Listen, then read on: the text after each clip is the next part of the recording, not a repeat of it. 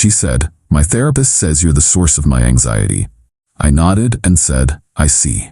Then I packed my bags and left a note. "Problem solved. You're welcome." The panicked texts I got 24 hours later told a different story. I, 31 male, guess I should have seen this coming. Looking back, there were signs everywhere, but sometimes you're too close to see the pattern until someone draws you a map. Veronica and I had been together for 4 years, living together for 2. She started therapy about 8 months ago after a rough patch at her job. Her boss was legitimately terrible, and I encouraged her to talk to someone. Thought it would help her process the work stress and maybe develop some coping strategies. At first, therapy seemed great. She'd come home from sessions energized, talking about boundaries and self-care. I was genuinely happy for her. But around month 3, things shifted. Every session became about me somehow. "Dr. Whitlock says you exhibit controlling behavior because you asked about my spending. My therapist thinks it's concerning that you want to know where I'm going when I leave the house. We explored how your need for a clean kitchen is actually about power dynamics." I started feeling like I was living with a psychology textbook that had developed sentience and decided I was the case study. Every normal relationship thing became pathological. Asking if she wanted takeout for dinner? Controlling. Mentioning the dishes had been in the sink for 3 days? Power dynamics. Being concerned when she didn't come home until 4 a.m. without a text? Toxic masculinity. I tried talking to her about it, suggested couples therapy so I could understand better. She shot that down immediately. Dr. Whitlock says that's what controlling partners always suggest, to manipulate the narrative. The real kicker was that I started walking on eggshells in my own home. I'd think 3 times before asking anything, stopped mentioning household stuff altogether, just quietly did all the cleaning myself. Started spending more time at my buddy Theo's place just to breathe. Then came Tuesday. I'd worked a long shift. I managed logistics for a medical supply company, came home to find Veronica on the couch with her therapy journal, and what I can only describe as a prepared speech face. "Marcus, I need to share something important from today's session."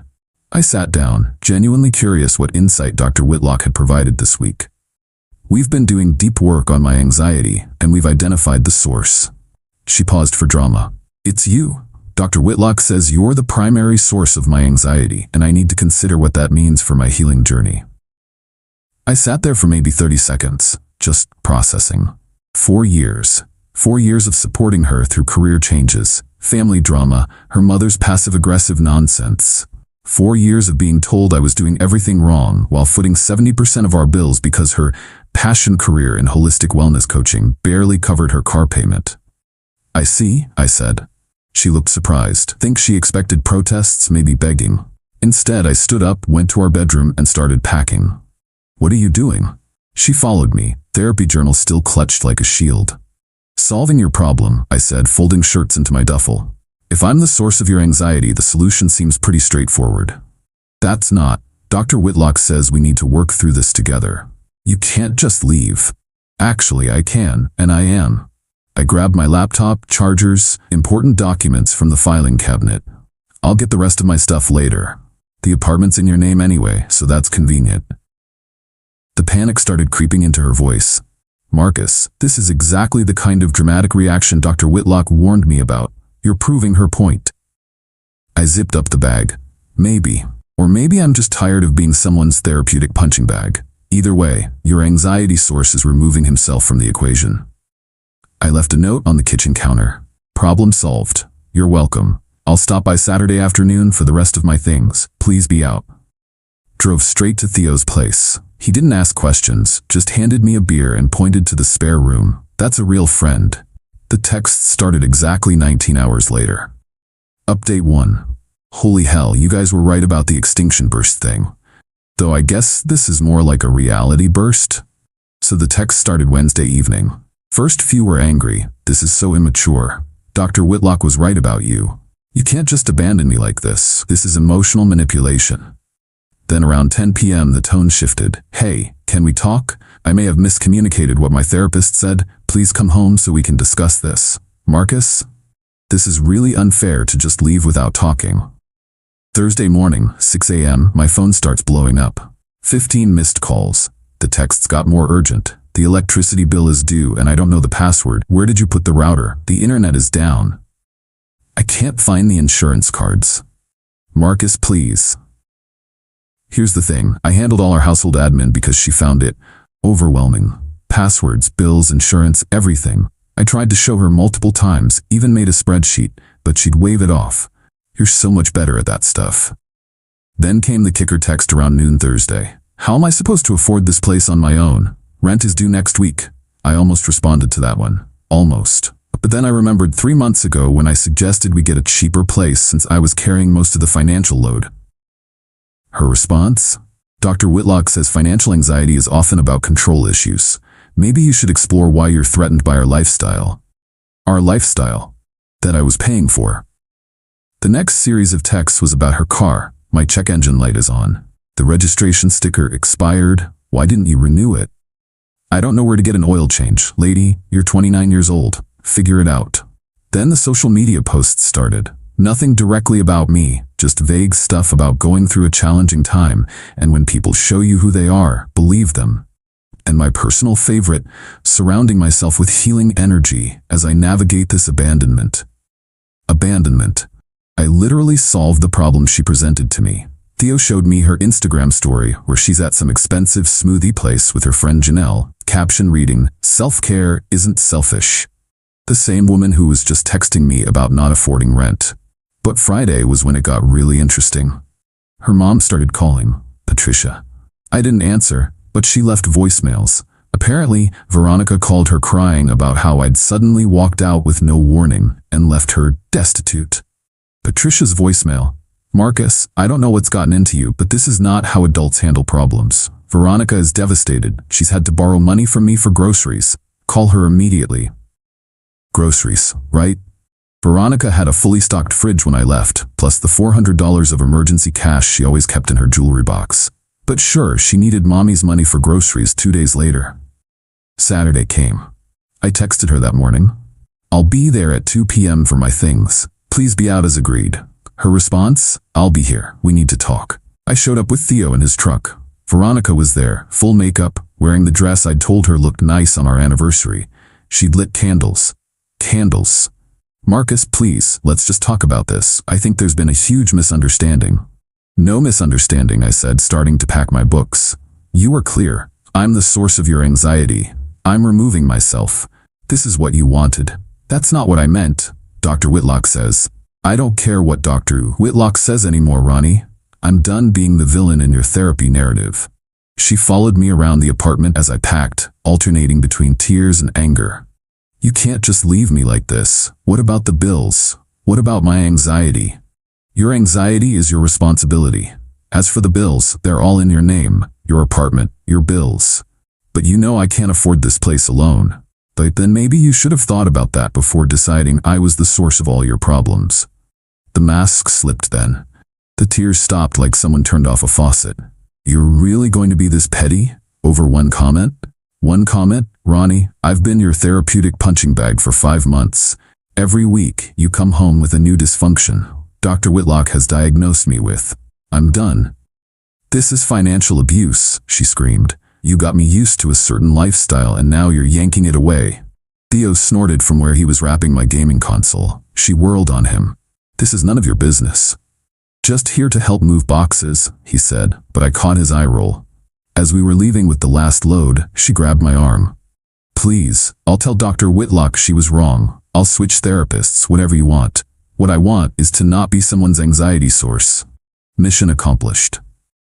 We drove away with her standing in the doorway, no longer crying, just staring with this calculating look I'd never seen before. Or maybe I had and just ignored it. That was 6 hours ago. The texts have already started again, this time with a new angle. Update 2. Well, the extinction burst evolved into what I can only call a reality tornado. After Saturday's move out, the text shifted to a weird mix of love bombing and threats. I've been thinking about all the good times we had. Remember our trip to the coast? We were so happy. I found your old college sweatshirt. It still smells like you. Then an hour later, my friend is a lawyer. What you're doing is illegal abandonment. I have rights. We were basically common law married. You'll be hearing from my attorney. Fun fact, we don't live in a common law state. Also, her friend who's a lawyer is a paralegal who does real estate closings. But the real entertainment started Monday when I got a call from my boss. Veronica had called my workplace. Let that sink in. She called my workplace. Apparently, she told our HR department that she was my domestic partner and that I was having a mental health crisis. She was concerned and thought they should know I'd abandoned our home and was acting erratically. Fortunately, my boss knows me well. I've worked there for 6 years, never had an issue. He called me directly. Hey Marcus, just got a weird call from HR. Your ex-girlfriend apparently thinks you're having a breakdown. I explained the situation. He actually laughed. So she told you that you were her problem, and you solved it? That's the most Marcus thing I've ever heard. Is this going to be an issue with HR? Nah, I'll handle it. But maybe document everything in case she escalates. She escalated. Tuesday, I get a notification that I've been tagged in a Facebook post. I don't use Facebook much, but there it was. Veronica had written this long, rambling post about emotional manipulation and financial abuse and how her partner of 4 years had suddenly abandoned her, leaving her unable to pay rent or buy food. She didn't use my name, but she tagged me and several mutual friends. The comments were interesting. Most people were offering generic support, but a few people who actually knew us were less sympathetic. My favorite was from Brad, a guy we'd had dinner with a few times. Didn't you tell us last month that your therapist said Marcus was toxic and you needed to set boundaries? She deleted his comment within an hour. Then came Wednesday. Oh, Wednesday. I get a text from an unknown number with a screenshot of a Venmo request from Veronica for $1,847. The message, "Hi, this is Janelle. Ronnie asked me to send this since you blocked her. This is her half of the rent and utilities you owe. She says you know this is fair. Her half of the apartment I don't live in? That's solely in her name? That she told me I was making her anxious by existing in?" I didn't respond. Thursday, another unknown number. "This is Dr. Whitlock. I'm reaching out because Veronica has expressed concern about your recent behavior. While I can't discuss her treatment, I'd like to encourage you to seek support during this difficult time. Abandoning a partner suddenly can be a sign of deeper issues. I have some colleague referrals if you're interested." Her therapist contacted me. I screenshot everything and sent it to my buddy who actually is a lawyer. His response, "This is wildly unethical. Save everything. Do not respond." But Friday was the chef's kiss moment. Patricia, Veronica's mom, showed up at my workplace. Let me repeat that. Her mother came to my job. Security called me down to the lobby.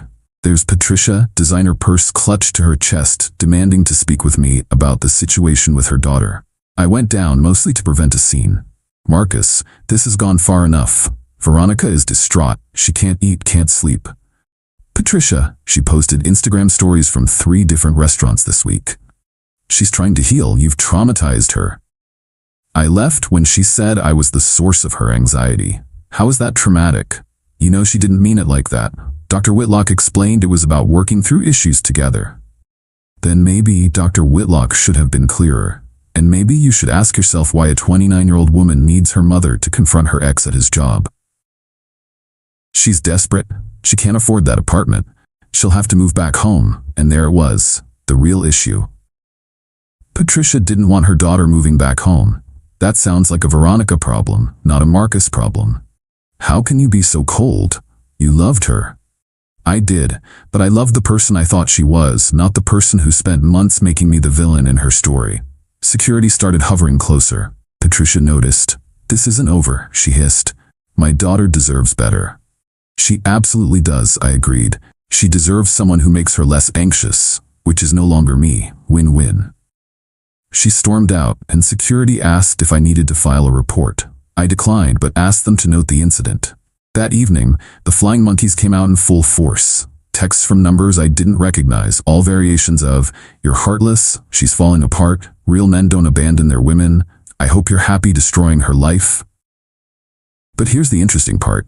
I also got some other messages from people I didn't expect. Veronica's cousin reached out. "Hey, just wanted you to know I don't blame you. She's been like this since we were kids. Nothing is ever her fault." A former coworker of hers saw her post. Same thing happened when she left our company. Everyone else was toxic, nothing to do with her showing up late every day. Her college roommate Girl went through 3 therapists in school until she found one who told her what she wanted to hear. You lasted longer than most. Saturday morning, I woke up to 47 texts from various numbers. I didn't read them all, but the ones I saw were increasingly unhinged. Apparently, Veronica had spent Friday night rallying support, getting drunk with her enabling friends, and they'd decided to launch a campaign. Then, plot twist. Theo's girlfriend works at the same wellness center where Veronica does her coaching. She overheard Veronica on the phone with someone. No, he has to come back. I can't afford. No, Mom, I'm not moving home, because it's embarrassing. I'll figure something out. Maybe if I tell him I'm pregnant. What? It worked for Janelle. I've never been so grateful for a vasectomy in my life. But the real kicker came Saturday evening. Another unknown number, but this time with a different kind of message. Final update. So the unknown number on Saturday evening? It was Dr. Whitlock's supervisor at the clinic. Turns out that Veronica's therapist contacting me directly was a huge ethical violation. When I didn't respond to her message, Dr. Whitlock apparently panicked and tried to cover her tracks by claiming she was concerned about a potential domestic violence situation. The supervisor was very professional, but clearly pissed. We're investigating a complaint about inappropriate contact. Can you confirm whether Dr. Whitlock reached out to you regarding a current or former patient? I sent them the screenshot of her text. They thanked me and said they'd be in touch if they needed anything else. Monday, Veronica's texts took a panicked turn. What did you do? Dr. Whitlock is in trouble because of you. She was just trying to help. You've ruined everything again. Ah, yes, me screenshotting an unethical text is definitely the problem here, not the therapist who sent it. Then came the email from Patricia. Subject line, financial arrangement proposal. She actually itemized what they felt I owed Veronica. 3 months rent to give her time to adjust, $5,700. Emotional distress compensation, $3,000. Therapy costs since she'd need to find a new therapist, $2,000. Lifestyle adjustment support, $5,000. Grand total, $15,700. The email ended with, "We believe this is more than fair, considering the circumstances. Payment plan can be discussed." I forwarded it to my lawyer friend. His response, "LMAO. Please tell me you're going to frame this."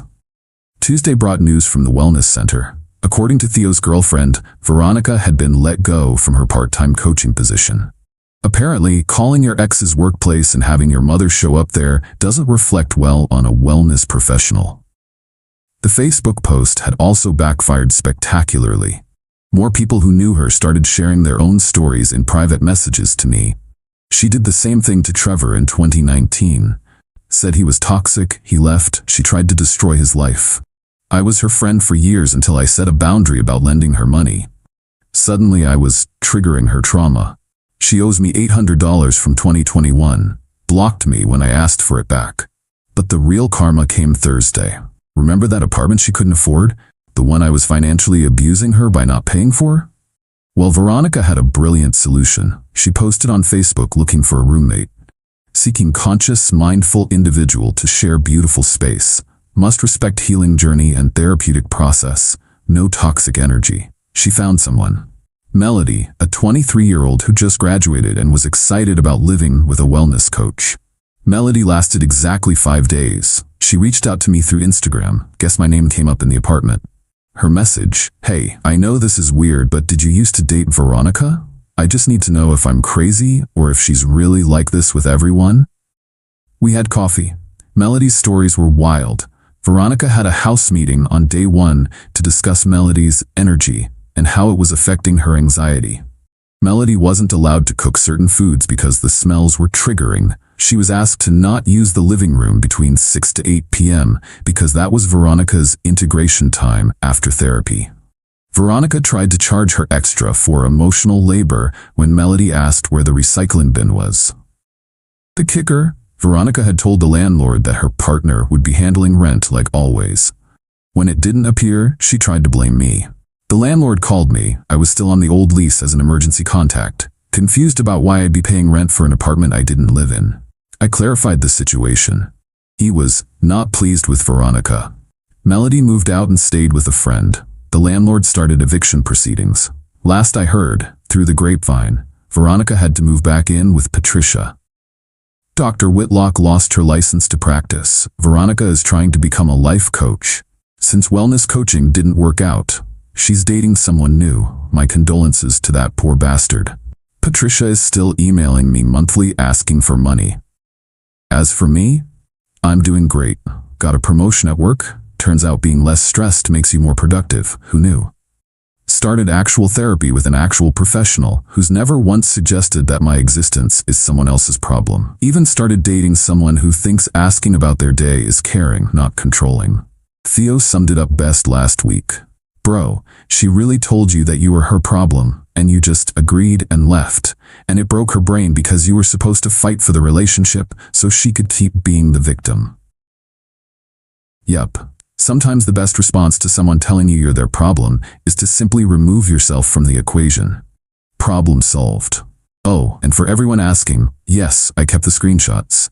Yes, I documented everything. No, I never responded to any of them after leaving. And yes, I'm grateful every day that when someone told me I was their source of anxiety, I took them at their word and left. Best decision I ever made. Final update.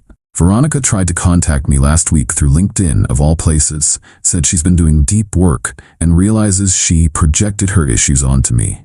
She'd like to meet to apologize properly and discuss potential reconciliation. I didn't respond, but I did notice she's still living with her mom according to her updated location. Guess some anxiety sources are better left in the past.